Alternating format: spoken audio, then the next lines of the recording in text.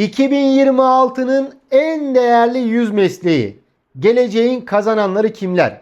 Bugün çok önemli bir konuyu konuşacağız. Sadece hangi meslek daha çok para kazandırır sorusunu değil, hangi meslek gelecekte daha güçlü kalır? Hangi meslek yapay zekaya, otomasyona ve ekonomik değişimlere karşı daha dayanıklıdır? Türkiye'de ve dünyada hangi işler gerçekten değer kazanıyor sorularını birlikte ele alacağız. Çünkü artık meslek seçmek sadece bir diploma seçmek değildir. Meslek seçmek aslında gelecekte nerede duracağını seçmektir. Bir meslek değerli midir, değil midir? Bunu sadece maaşa bakarak anlayamayız. Bir mesleğin gerçek değeri talep görmesiyle, uzmanlık istemesiyle, kolay bulunamamasıyla, dünyada geçerli olmasıyla, yapay zeka karşısında dirençli olmasıyla ve stratejik önem taşımasıyla ölçülür. Bugünkü listede tam 100 meslek var. Ama bu listeyi kuru kuruya okumayacağız. Bu liste bize bir şey anlatıyor. Dünya nereye gidiyor? Türkiye'de hangi alanlar güçleniyor? Gençler, meslek değiştirmek isteyenler, kariyerini yeniden kurmak isteyenler hangi yöne bakmalı? Listenin zirvesinde çok net bir tablo görüyoruz. Teknoloji, veri, yapay zeka, siber güvenlik, sağlık, mühendislik ve enerji. Birinci sırada yapay zeka ve makine öğrenimi mühendisi var. Bu hiç şaşırtıcı değil. Çünkü artık şirketler sadece yazılım istemiyor. Öğrenen, tahmin eden, karar destekleyen, otomasyon kuran sistemler istiyor. Yapay zeka mühendisi geleceğin fabrikasında, bankasında, hastanesinde, savunma sisteminde ve dijital platformlarında merkezde duruyor. İkinci sırada uzman hekim var. İnsan sağlığı hiçbir zaman sıradan bir alan olmadı.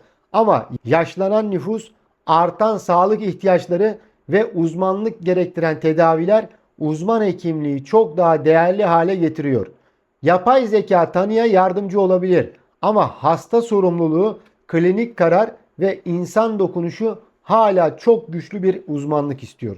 Üçüncü sırada siber güvenlik mimarı geliyor. Çünkü artık her şirket dijital, her kurum veriyle çalışıyor. Her sistem saldırıya açık. Para bankada, veri bulutta, hayat telefonlarda. Böyle bir dünyada güvenlik mimarı sadece teknik personel değildir. Şirketin dijital kalesini kuran kişidir. Dördüncü sırada veri bilimci var.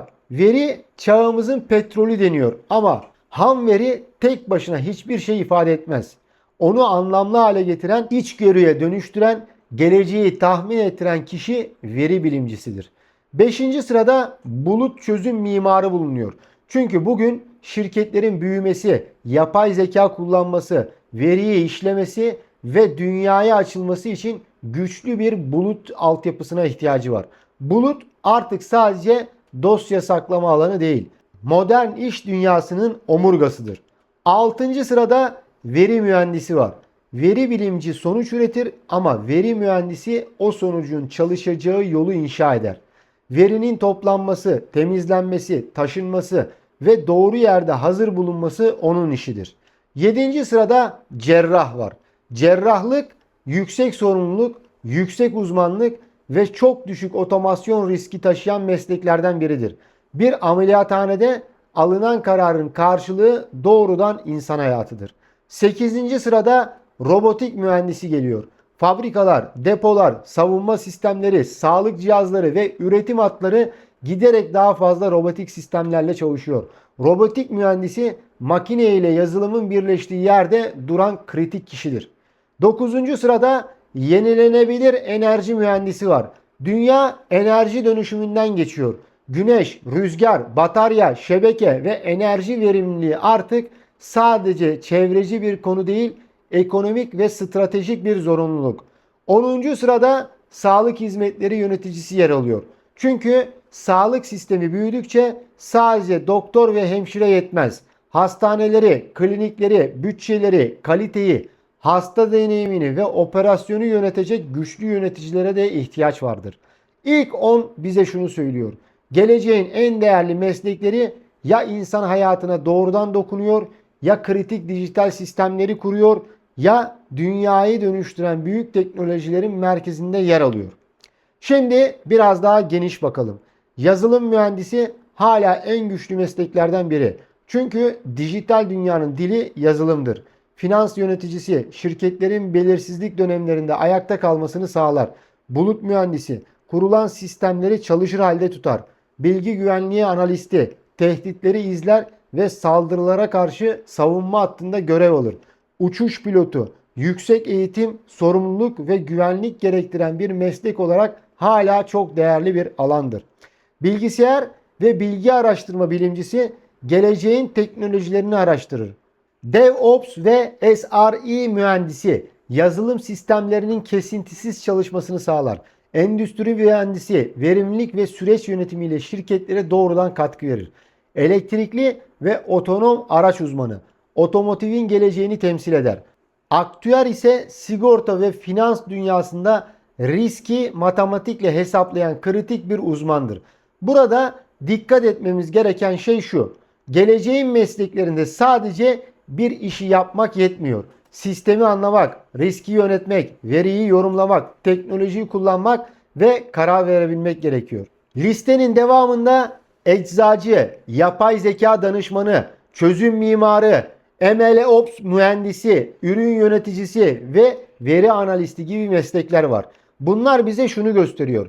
Yapay zeka sadece mühendislerin alanı değil. Onu iş süreçlerine uygulayan danışmanlar, ürünlere dönüştüren yöneticiler, üretime alan MLOps uzmanları ve veriden karar çıkaran analistler de çok değerli hale geliyor. Fikri mülkiyet avukatı ve hukuk müşaviri gibi hukuk alanındaki meslekler de listede güçlü konumda. Çünkü teknoloji büyüdükçe patent, marka, lisans, veri, sözleşme ve regülasyon konuları daha karmaşık hale geliyor. Hukuk artık sadece mahkeme salonlarından ibaret değil. Şirketlerin stratejik kararlarının merkezinde yer alıyor.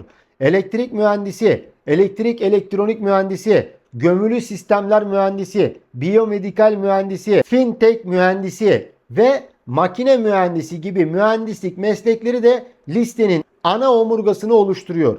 Çünkü dünya dijitalleşirken bile fiziksel sistemlere ihtiyaç bitmiyor. Enerji, üretim, otomotiv, savunma, sağlık cihazları ve altyapı hala güçlü mühendislik istiyor. Diş hekimi, fizyoterapist, hemşire, iç hastalıkları uzmanı, psikolog, klinik psikolog, veteriner hekim ve radyoloji teknisyeni gibi sağlık meslekleri ise başka bir gerçeği gösteriyor. İnsan bedeni ve ruhu söz konusu olduğunda uzmanlık her zaman değerli kalıyor. Teknoloji sağlık alanını değiştirebilir ama sağlık hizmetini tamamen ortadan kaldıramaz. Tam tersine daha nitelikli sağlık çalışanlarına olan ihtiyacı arttırır. Tedarik zinciri yöneticisi, operasyon araştırması analisti, lojistikçi, satın alma müdürü, ihracat müdürü ve lojistik operasyon şefi de günümüz dünyasında çok kritik hale gelen başka bir alanı temsil ediyor. Ürünün doğru zamanda, doğru yerde, doğru maliyetle bulunması, pandemi, savaşlar, enerji krizleri ve tedarik kırılmaları bize gösterdi ki lojistik ve tedarik zinciri sadece arka planda çalışan bir iş değildir. Ekonominin damar sistemidir. Çevre mühendisi, sürdürülebilirlik uzmanı, tarım teknolojileri uzmanı, rüzgar türbini teknisyeni ve güneş enerjisi sistem tasarımcısı ise geleceğin yeşil dönüşüm tarafını temsil ediyor. Dünya artık sadece daha fazla üretmek istemiyor. Daha temiz, daha verimli ve daha sürdürülebilir üretmek istiyor. Bu yüzden enerji, çevre ve tarım teknolojileri önümüzdeki yıllarda daha fazla önem kazanacak. Şimdi listede çok dikkat edilmesi gereken bir başka grup var. Teknik ustalık ve saha işleri. Makine bakım teknisyeni, elektrik teknisyeni, sıhhi tesisat ustası, kaynakçı, asansör bakım uzmanı, SCADA sistem uzmanı, otomasyon ve PLC mühendisi, bakım mühendisi ve kaynak mühendisi gibi meslekler bize şunu hatırlatıyor. Herkes yazılımcı olmak zorunda değil. Dünya sadece ekran başında dönmüyor. Fabrikalar, binalar, enerji santralleri, üretim hatları, asansörler, tesisatlar ve makineler hala insan becerisine ihtiyaç duyuyor. Hatta bazı saha işleri otomasyona karşı sandığımızdan çok daha dayanıklı. Çünkü her arıza standart değildir. Her bina aynı değildir. Her makine aynı yerde bozulmaz. Saha deneyimi, el becerisi ve problem çözme kabiliyeti burada büyük değer taşır. ERP danışmanı, iş zekası geliştiricisi, sistem analisti, veri tabanı mimarı, ağ mimarı, veri gizliliği ve uyum uzmanı gibi meslekler ise şirketlerin dijital dönüşüm tarafında yer alıyor. Bunlar çoğu zaman dışarıdan çok gözükmez ama şirketlerin çalışmasını sağlayan kritik sistemleri kurarlar. Bir kurum büyüdükçe verisini, sistemini, güvenliğini, raporlamasını ve uyum süreçlerini profesyonelce yönetmek zorundadır. Satış ve iş geliştirme müdürü, ürün yöneticisi, dijital pazarlama uzmanı, UI, UX tasarımcı ve endüstriyel tasarımcı gibi meslekler bize başka bir şeyi gösteriyor. Sadece iyi ürün yapmak yetmez. O ürünü doğru anlatmak, doğru pazara sunmak, kullanıcıya sevdirmek ve gelir modeline dönüştürmek gerekir. Burada yapay zeka işleri kolaylaştırabilir. Reklam metni yazabilir, taslak hazırlayabilir, görsel fikir verebilir. Ama pazarı anlamak, müşteriyi hissetmek, strateji kurmak, markayı konumlandırmak ve ürünü büyütmek hala ciddi insan muhakemesi ister. Listenin alt bölümünde ön muhasebe uzmanı, muhasebe uzmanı, mali müşavir, insan kaynakları uzmanı, sigorta satış ve poliçe uzmanı, çağrı merkezi müşteri deneyimi uzmanı, kasiyer, veri girişi operatörü, üretim operatörü, motosikletli kurye, garson ve idari asistan gibi meslekler de var. Burada çok önemli bir ayrım yapmamız gerekir. Bir mesleğin listede alt sıralarda olması o mesleğin değersiz olduğu anlamına gelmez. Her meslek toplum için bir ihtiyaçtır. Garson da değerlidir, kasiyer de değerlidir, kurye de değerlidir, üretim operatörü de değerlidir. Ama bu listenin ölçtüğü şey farklıdır. Ücret potansiyeli, uzmanlık kıtlığı, otomasyona dayanıklılık, küresel hareketlilik ve stratejik değer. Örneğin veri girişi operatörü ya da idari asistanlık gibi bazı işler yapay zeka ve otomasyon tarafından daha fazla baskı görebilir. Çağrı merkezi işleri de botlar ve sesli yapay zeka sistemleriyle dönüşüyor. Kasiyerlik self servis sistemlerden etkileniyor. Ön muhasebe ve muhasebenin rutin kısımları yazılımlarla daha fazla otomatikleşiyor. Ama buradan çıkarılacak sonuç bu meslekler bitti değildir. Asıl sonuç şudur. Rutin iş yapan kişi risk altındadır. Kendini geliştiren, sistemi yöneten, yorum yapan, müşteriyle kaliteli ilişkiyi kuran ve teknolojiyle birlikte çalışan kişi ise daha güçlü kalır. Mesela muhasebe alanında sadece fiş işleyen kişiyle vergi planlaması yapan, finansal tablo yorumlayan, şirket sahibine yol gösteren kişi aynı değerde değildir. Çağrı merkezinde sadece hazır metin okuyan kişiyle zor müşteriyi yöneten, satış kapatan, kriz çözen kişi aynı değildir. Dijital pazarlamada sadece reklam butonuna basan kişiyle veri okuyup strateji kuran kişi aynı değildir. Bu liste bize aslında çok net bir mesaj veriyor. Gelecekte meslekler tamamen yok olmayacak ama mesleklerin içi değişecek. Yapay zeka sıradan işleri hızlandıracak. Otomasyon tekrar eden işleri azaltacak. Ama karmaşık karar, etik sorumluluk, yaratıcılık, insan ilişkisi, teknik ustalık, saha deneyimi ve stratejik düşünme daha da değerli hale gelecek. Peki bu listeye bakan bir genç ne yapmalı? Birincisi teknoloji okuryazarlığını arttırmalı. Hangi mesleği seçerse seçsin veriyle, yapay zeka ile, dijital araçlarla çalışmayı öğrenmeli. İkincisi sadece diploma peşinden koşmamalı.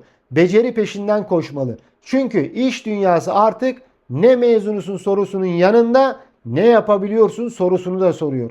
Üçüncüsü İngilizce ve küresel iş yapma becerisi çok önemli. Çünkü yazılım, veri, siber güvenlik, bulut, mühendislik ve danışmanlık gibi birçok alanda dünya ile çalışabilen kişi çok daha avantajlı hale geliyor.